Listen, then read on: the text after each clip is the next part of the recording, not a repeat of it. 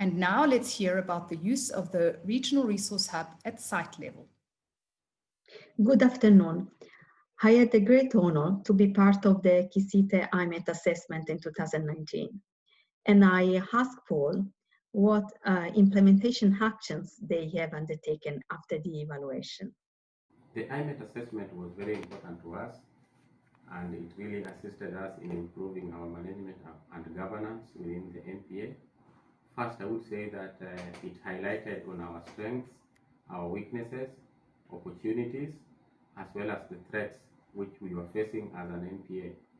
So Kisite Marine Park has come up with a number of actions to be able to deal with some of the weaknesses which were realized during the assessment. First of all, I would say that since that time, we worked very closely with the local communities and other stakeholders, and we have been able to establish coral nurseries in Kisite Marine Park. Secondly, we are working very closely with the Kenya Forest Service, which is the key government institution in terms of forest management, and therefore we are working very closely with them in rehabilitating degraded mangrove areas. We are also working with other stakeholders to address the issue of ocean pollution. Our vision is to have Wasini as the first waste-free island in Kenya and even beyond. Staff have undergone a number of trainings since the IMET was done to enhance their personal knowledge, to enhance their competence, and also to equip them with necessary skills in order to discharge their work efficiently and effectively. Now we have also introduced internal capacity building programs, and this includes the Fish of the Week program, where every week there's a fish species for the staff. They are normally needed to understand the fish species, to be able to identify the species, to be able to know the scientific name, to be able to know the common name. There is also the Talk of the Week program, which is also weekly, where we have educational talks. We go through videos. We have discussions on how best marine resources should be managed. It was a very important thing for us to have undergone through IMET, and through the tool and through the recommendations which we were given, we have been able to address some of the issues which were flagged out, and that has been very important to us.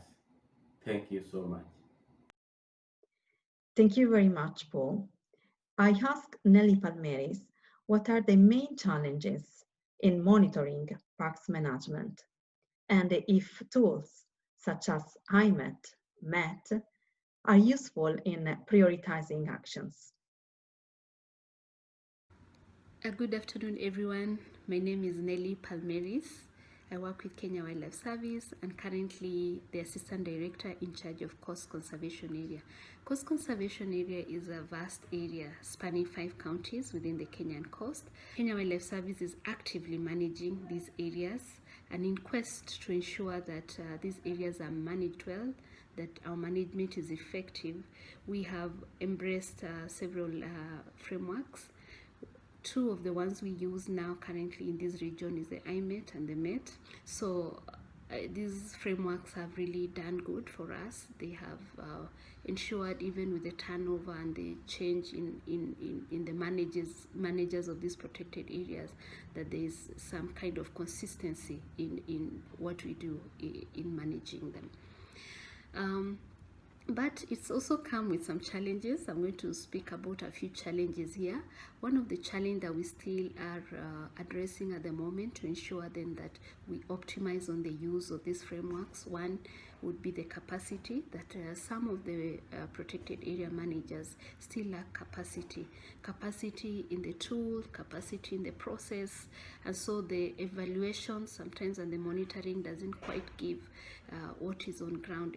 There's a mismatch sometimes on how it has been scored and probably exactly what is on ground. So that capacity is something that we still continue to enhance through trainings, and just to ensure that then what we do is the true reflection.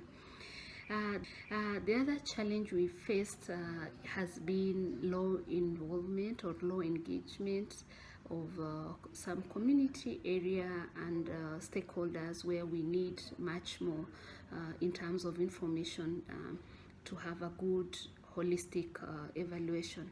An example is when doing a social, for example, social impact, like in Kisite, if I want to know what the impacts of illegal fishing are, it would be very difficult to get the fishermen themselves to give you as much information as you would need, because of course of the conflicting use of the resource. So that has been one of the challenges. IMET has been a very good tool, I would say, very useful tool. It helps you to prioritize. It helps you to prioritize on where to put your management interventions. It helps you to prioritize to see where the resources actually need to be injected, where the resources needs to be put, and what kind of interventions you need to do, how you need to see the long term from what you're doing, even in the short term, and how it feeds, how your short term interventions actually feed to the long term objective of meeting your goals and targets of the area. So at the end, it leads to what I call win-win. The outcomes have a win-win approach, in that the people win and also the conservation wins. And so it's very holistic, and it brings everybody on board. At the same time, it tells you the issues that they are. And so managers are not working from gray area or dark area. They're working from informed area, where they're able to make the right decisions to ensure that the management of this area is effective, and that the resources and this continuous improvement, so that every day and every year we take another evaluation, we see that we have improved. So thank you very much for this time, and I wish you well. Thank you.